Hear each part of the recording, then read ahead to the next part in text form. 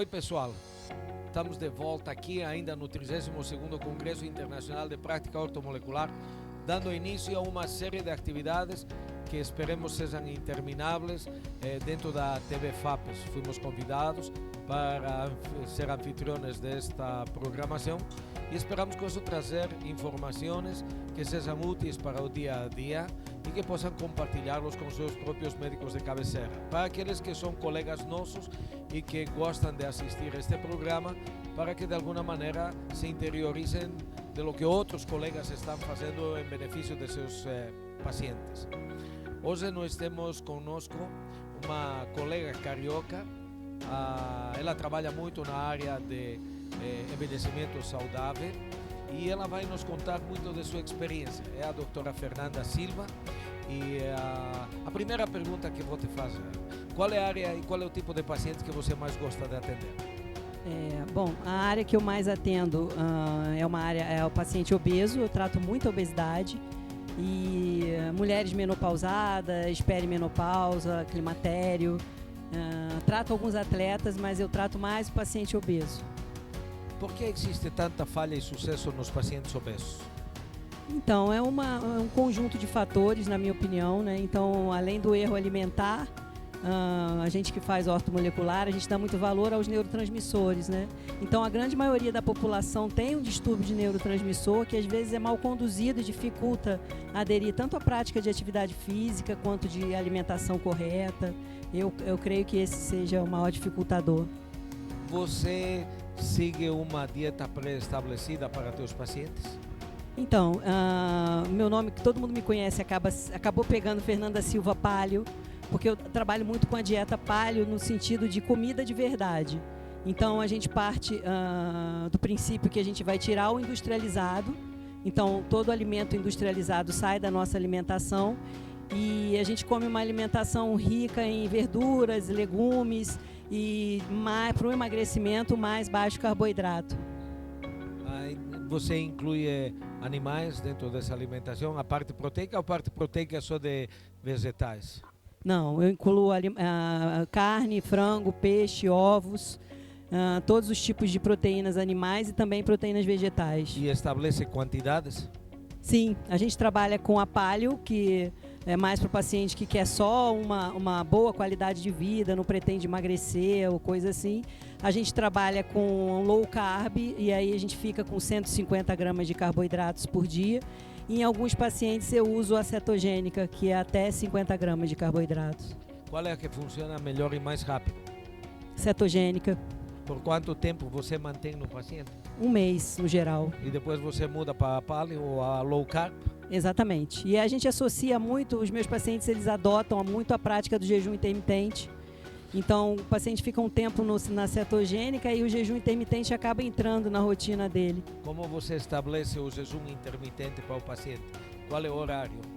Eu sempre falo com ele assim que jante um pouco mais cedo a princípio e no dia seguinte pule o café da manhã. Então se ele jantou às 8 da noite, no dia seguinte ele pula o café da manhã e almoça ao meio-dia, a gente já tem aí o jejum de 16 horas. E o que acontece com o princípio que a refeição mais importante é o café da manhã? Então esse princípio aí a gente tem jogado ele meio terra abaixo. Não dá para mudar o horário do paciente? Não, na verdade eu acredito assim, e aí a gente puxa a área do neurotransmissor, eu acho que de manhã pela serotonina é o horário que a gente tem menos fome. Então eu acho que é mais fácil o paciente pular o café da manhã. E aquele paciente que chega e fala que tem fome o dia inteiro? Esse paciente não faz jejum. Aí nele eu fico mesmo.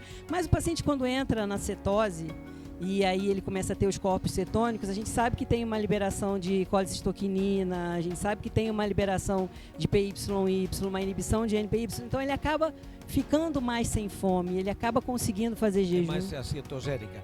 Mas o problema da dieta cetogênica, se você mandar ele fazer energia, provavelmente ele vai demorar em recuperar, porque você não está dando carboidrato de ação rápida, você está dando carboidrato complexo quase nenhum, porque você está dando 50 gramas de carboidrato, então ele poderá ter uma diminuição no seu rendimento físico como consequência dessa dieta. Isso, vocês fazem alguma coisa para esse paciente? Se ele for fazer atividade física, suplementam com algum tipo de carboidrato que não seja absorvível, que aumente a produção de energia e não produza gorduras? Não, na verdade, os meus pacientes suplementam bastante com triglicerídeos de cadeia média, para a gente tentar tirar uma fonte de energia. E eu digo a eles que sempre assim, na cetogênica, principalmente nos 21 primeiros dias, é normal que eles se sintam um pouco mais cansado nessa fase de adaptação à cetose, né? Mas com o tempo ele se adapta bem. E assim, é interessante porque eu tenho vários pacientes que eles falam: se eu comer agora, antes de treinar, eu me sinto mal, eu vomito, eu treino melhor em jejum. Quando você estabelece a dieta paleolítica, ou a low carb, ou a dieta cetogênica, você estabelece rigor nas comidas que vai comer, ou você dá uma certa liberdade para ele escolher dentro da carga glicêmica dos alimentos? Então, eu tenho uma nutricionista que trabalha comigo, ela trabalha para mim lá, e eu peço a ela que não modifique radicalmente os hábitos alimentares do paciente. Então eu peço a ela que dentro do que ele já come, então ele chega e fala: de manhã eu como isso, no almoço eu como isso, no jantar eu como isso.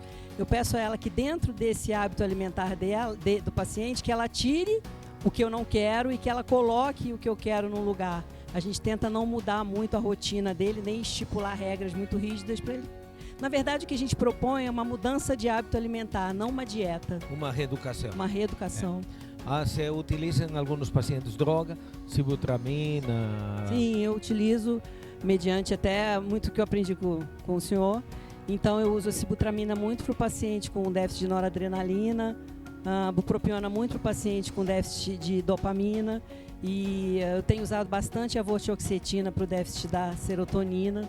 E algumas das anfetaminas que tão fortemente estão sendo usadas na endocrinologia, principalmente dando o diagnóstico do transtorno de déficit de atenção e receitando ao grupo das anfetaminas, etc., 30 miligramas, com esse pretexto. Vocês usam ela? Em alguns pacientes eu uso, sim. Mas assim, são pacientes pontuais. Então são pacientes que fácil tirar o remédio depois? Eu consigo tirar. Você mantém por quanto tempo? No geral, 2 meses. Associa alguma outra coisa para as anfetaminas? Sim, eu sempre associo citoterápicos. Eu sempre tento aumentar um pouquinho o GABA dele, melhorar o bem-estar, dar uma tranquilizada nele. Se o paciente é normalmente sedentário, como você estabelece a atividade física? Então, hoje a gente tem defendido muito a atividade física de força. A gente sabe que a musculação hoje é o exercício primordial em termos de emagrecimento. E se ele odeia fazer exercício?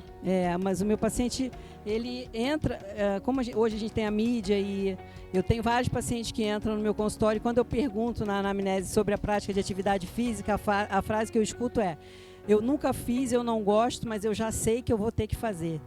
Então ele já veio, eu acho que o paciente que chega para mim, ele já chega meio consciente que mesmo ele odiando, ele vai conseguir, ele vai se adaptar e vai fazer. Eu tenho um paciente pós-bariátrico de uma reengorda, que ele veio para mim com 138 quilos e quando ele veio obrigado, a esposa que trouxe, ele não queria. Ele já tinha feito a bariátrica? Tinha e queria fazer a segunda vez. E aí, quando eu perguntei de atividade física, a resposta dele foi: eu tenho 41 anos, nunca fiz, não vai ser agora que eu vou fazer. E aí eu fiz uma proposta para ele, eu falei: adia sua consulta com o cirurgião e tenta 1 mês, se você não vê a resposta ou se sentir desconfortável, aí você vai. E aí eu falei: bom, mas aí parte do nosso trato vai ser você praticar atividade física pelo menos 3 vezes por semana. Eu não tenho tempo, porque eu sou diretor de uma empresa. Não, vai. Aí a esposa: não, ele vai.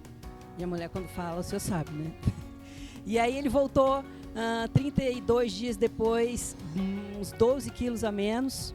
E hoje ele pesa já há 4 anos, 83 quilos, e ele faz atividade física com o personal de segunda a sexta. E fim de semana corre na praia. Percentualmente, quantos pacientes conseguem atingir esse sucesso? 70%, não mais que isso. Tudo isso é alto. Não, mas consegue. É porque eu acho assim, a gente chegar para um paciente obeso e você. Limitar ele a comer pequenas quantidades é uma coisa muito ruim para ele. Porque a pessoa não é obesa porque ela é obesa, ela é obesa porque ela gosta de comer. A partir do momento que ele sabe que inicialmente ele vai ter a liberdade de sentar numa churrascaria e comer o quanto ele quiser de rodízio de carne, ainda pode comer um queijo com as saladas, ele se sente livre, ele se encontra naquela alimentação. Então a adesão acaba sendo sendo maior. Mas ele aguenta maior. muito tempo nessa dieta? Porque o que eu tenho visto, eu não faço obesidade, eu só faço obesidade para patológico, né? Ele está doente, tem que emagrecer na marra. Eu não tenho paciência de acompanhar pacientes obesos, mas eu tenho visto que quando você estabelece uma dieta tipo Atkins, que é aquela low carb, quase cetogênica, o paciente perde rápido o primeiro mês, dependendo do peso que ele tem, 5, 6, 7 quilos, e depois começa a perder 500, 700 gramas por semana daí para frente, e no terceiro mês de tanto comer carne, queijo, etc., ele começa a roubar uma comida aqui, como você faz para controlar esse ímpeto? Não, eu não vou copiar, porque eu não trato os pacientes imagina assim. se eu copiar alguma coisa minha. Então, eu sou uma paciente, eu sou obesa, eu já pesei 97 quilos, e eu emagreci, emagreci e engordei minha vida toda. Desde os 13 anos eu tomava fórmulas e eu fazia dieta restritiva, dieta da lua, dieta... Enfim, e 2012 mais ou menos eu fiz Atkins, não consegui manter. Depois eu fiz a da proteína, Duncan, também não consegui manter. E 2014 eu encontrei a paleo, low carb. Então hoje eu como em média 150 gramas de carboidratos por dia, e aquela aflição, aquela ansiedade que eu tinha pela comida, eu não tenho mais. Então eu fico muito bem. E eu tenho vários pacientes que também são como eu, assim, e até pela rede social. Hoje mesmo eu encontrei uma paciente aqui que falou para mim: eu emagreci 40 quilos só te seguindo, e virou meu hábito de vida. Eu acho que das alternativas que a gente tem do combate da obesidade, não puxando sardinha pro meu lado, mas é o tipo de alimentação que a gente fica mais confortável, e a gente tem desapego à comida. Sim, é o único tipo de dieta que o cara vai ser... Sim, porque muda mesmo o hábito. Mas é mulher, e ainda na tua idade, a vaidade é um fator muito importante nesse caso. A que não tem vaidade não vai perder peso, mas ninguém faz o melhor esforço do mundo. Você dá algum suplemento para fazer atividade física? Não precisa falar quais. Sim, eu suplemento meu paciente.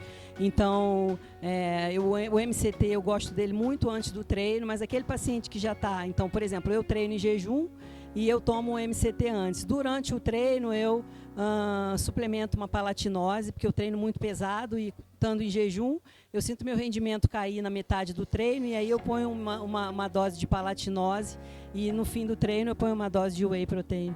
Conta para nós como é o teu treino. Então, eu treino 3 vezes por semana no estúdio do Rio, que é um treino assim, muito pesado. Então, no dia que eu faço perna, eu sento na cadeira e eu faço 3 séries de 100 repetições cada. E o leg press conjugado, então a gente tem 42 minutos no máximo de treino muito intenso, e que não tem como passar de 45 minutos, e nem tem como fazer mais que 3 vezes por semana, de tão intenso que é. Se o paciente tem um síndrome metabólico estabelecido, que é bastante frequente nos pacientes obesos, alguma coisa em especial você faz diferente, ou continua mais ou menos com a mesma regra? Eu continuo com a mesma regra, e aí para resistência à insulina a gente vai muito no foco da inflamação, então a gente tenta, junto com a dieta, fazer as medicações para desinflamar o paciente, e a prática de atividade física, que a gente sabe muito bem que na resistência à insulina, principalmente a nível muscular, essa atividade física vai me ajudar bastante. E o uso dos hormônios, como você está com eles hoje em dia? Então, como hormônios... está a linha de demanda da população saudável? Você atende mais uma população saudável? Então, eu tenho pacientes que fazem uso de hormônios, sim, porque precisam, mas é uma coisa muito engraçada, porque quando o meu paciente chega na academia e fala que a dose que eu usei, as pessoas riem porque acham graça, porque eu uso doses muito pequenas. E eu tenho mostrado para eles e para todo mundo da academia que menos é mais. Então, eu tenho pacientes usando literalmente 15 vezes menos a dose que a outra colega, e ela voando anos-luz à frente da outra com dose mínima. Então eu faço o mínimo suficiente, porque para mim essa sempre é. Que o mínimo que faz mais é a dose fisiológica, né? Qualquer outra dose pode ser uma dose anabolizante. Exatamente. E altamente. Você faz em homens também? Também. O que você fazia quando você era gorda? Que área você fazia? Eu fui pediatra por 16 anos e socorrista do bombeiro. Então, Tá vendo como a obesidade te ajudou para mudar o estilo de vida? E aí eu passei... na verdade, eu estudei muito isso para mim. Então, eu não tinha nem ideia de trabalhar com isso. E aí, eu saí da ambulância e eu fui transferida para o Hospital do Bombeiro. E aí, como, apesar de ser corpo de bombeiro, eu estava cercada de pessoas obesas, eu comecei a emagrecer um por um, assim, porque alguns trabalhavam colegas. comigo, né? E aí todo mundo falou, você tem que mudar de área, você tem que mudar de área. E meu marido, você tem que mudar de área. E aí eu, 2015, eu comecei a estudar para os outros mesmo a área. Você tem filhos? Tenho 3. Legal. Fernanda, foi um prazer ter você aqui. Prazer todo meu, uma honra. Então iremos falar lá no Rio de Janeiro, Sim. quando nos encontremos no evento de envelhecimento saudável, mas a gente se vê todo mês com tua visita aqui a Sim. São Paulo. E obrigado por estar aqui no evento e obrigado por participar com informações tão ricas para Eu que nós, agradeço. como para o público que nos acompanha. Eu que agradeço. Obrigado, professor. Obrigado.